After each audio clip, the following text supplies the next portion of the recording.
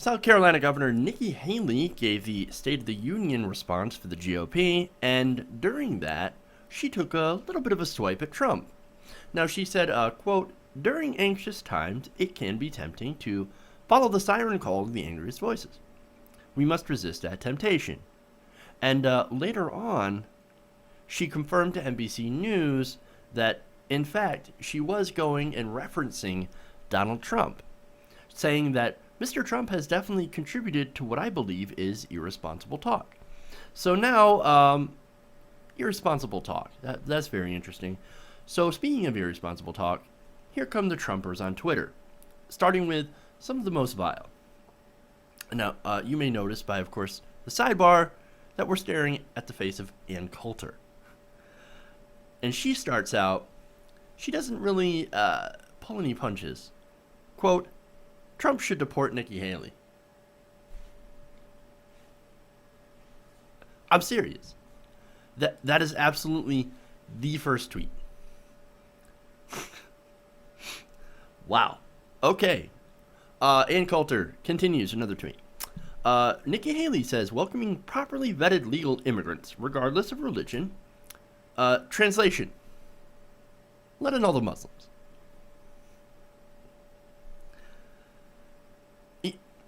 Properly vetted legal immigrants. This is what a lot of Republicans were calling for. Hey, look, we're cool with immigrants, right? But we want to make sure that they're not a danger to the country. Okay. Hey, that's great. I'm in favor of that. All right. Yeah, I'm all right with a strong border. a lot of people look at liberals and like, you open border. All you want is to open borders. Everybody's flood in. No, that's actually not what we want. We want an immigration system that works. We want an immigration system that is fair and that works efficiently. Right now, we don't have that. On average, it takes about at least, 30 years for someone to immigrate legally into America. That's insanity. That needs to be reformed. It needs to be fixed.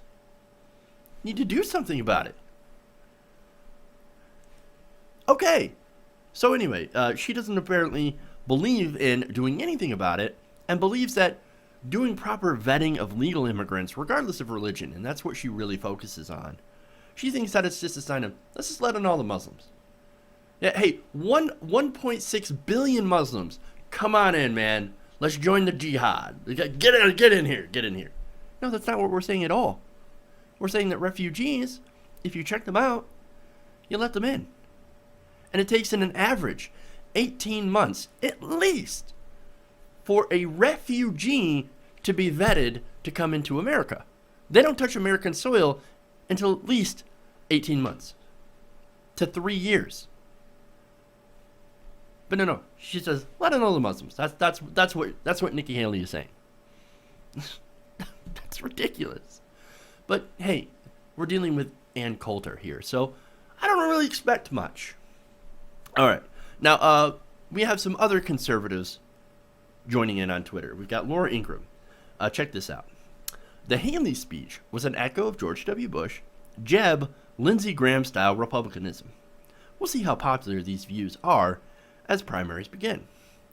Well, we've already noticed how George W. Bush, not very popular, Jeb Bush, he's at a -1 favorability rating, we reported on that yesterday, and Lindsey Graham dropped out of the race. He's gone. So she makes a point in saying how popular these people are, this kind of politics is, with the Republican base. Essentially, what you have in the Republican base now is a bunch of racists and xenophobes. People who hate immigrants. So we're going to see that, yeah, somebody in favor of immigration, even rational, reasonable stances of legal immigration, are not going to be very popular, thanks to the Trumpenstein. All right. Now, Laura Ingraham also takes a shot at the establishment. Quote, the bipartisan establishment speaks. More people today praising the Nikki Haley State of the Union rebuttal, including David Axelrod and Jeb Bush. Now, for me, personally, I didn't think that her State of the Union was very good. I thought it was very sort of robotic, sort of a little bit monotone, not enough emotion into it, right? That's my personal opinion. And, of course, the things that she was saying We're like, okay, so you're going to blame Obama for this. This is standard Republican fare. This is standard establishment fare. I get it. It wasn't delivered very well, but what do you expect? You're putting her up against Barack Obama, who's an excellent orator. He could probably read a Dr. Seuss book and enthrall a crowd. Let's be honest about that. Anybody you put up against that, they're going to sound like crap.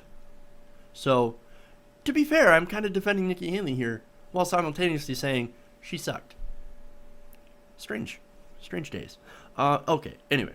Michelle Malkin chimes in here and says, everything wrong with the GOP State of the Union response in 4 words. Nikki Haley tells Americans tired of being ignored to turn down the volume. That's because you're the loudest motherfuckers in the room.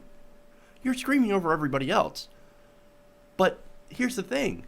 You're also screaming ridiculous things. Secure the border, enforce the border. Dude, our border's pretty good. We're at net zero immigration. When you actually examine the facts, a lot of the stuff that they're screaming and shouting about is just ridiculous talking point bullshit.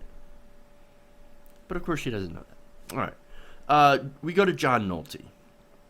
He says, quote, to the glee of our corrupt media, Nikki Haley is attacking our own frontrunner. The GOP establishment is garbage. Now, I'll agree with a couple of points on this. Corrupt media. Absolutely. To be fair, absolutely. We have a corrupt corporate media that thrives on clickbait. That's one of the reasons Donald Trump is incredibly popular. He's gotten so much free media that he's been able to get out his message of hate without spending a dime. Thanks a lot, corrupt corporate media. Way to go.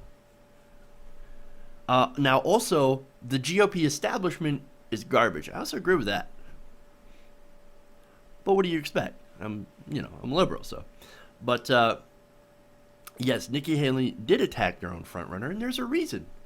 The Republican establishment, even though it's garbage, it still knows that this kind of blatant hatred doesn't really do us any favors in the long run. In the short run, it's great. But see, the establishment on the GOP side, they would rather use coded language and attacks. That's why when they talk about welfare, you know what they're talking about. They're not talking about white people getting welfare, who actually get the majority of food stamps and welfare. It goes to poor white families. But see, what they mean by the welfare, and they bring up this attack, is the old Ronald Reagan welfare queen. The black people. Those are the people that are taking your welfare. So it's the coded language. They're not used to having this form of open racism, xenophobia, and hatred on display. It's bad for business. Like, no, keep it down. Like, you got to cover up that racism. Here, we've even got some code words ready for you. No, they're not interested at all in that. I mean, that's part of Donald Trump's appeal, is that, quote, he says it like it is. Yeah, he says racist shit. He says the kind of stuff that racists will talk about in their living room with their friends. He's brought that kind of underbelly out into the open, and it's exposed, and the establishment doesn't like it for obvious reasons.